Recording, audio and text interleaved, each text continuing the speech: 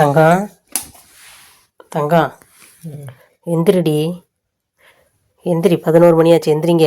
பல்ல தேய்ச்சிட்டு ஆஸ்பத்திரி கூட போயிட்டு வருவோம். எந்திரிங்க ஒருட்டு. எந்திரிங்க எந்திரிங்க, ஒன்றும் பண்ணாது, எந்திரிங்க, சரியாக போயிடும். லைட்டாக தான் சுடுது. எந்திரிங்க, எந்திரிச்சு பல்லு தேய்ங்க, ஆஸ்பத்திரி போவோம்.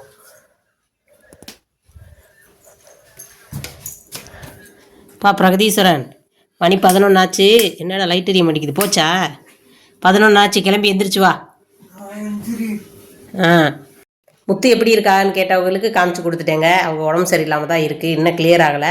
ஆஸ்பத்திரிக்கு என்னை கூட்டிகிட்டு போகணும், இன்னும் எந்திரிக்கல, ஆள் தூங்குறாக. அதான் உங்களுக்கு வீடியோவாகவே காமிச்சிட்டேன். காய்ச்சல் வந்தால் ஒரு 3 நாள் இருக்கத்தானே செய்யும். இன்றைக்கி 2ஆம் நாள் தானே, நாளைக்கு கிளியர் ஆயிரும். ஓகேங்களா?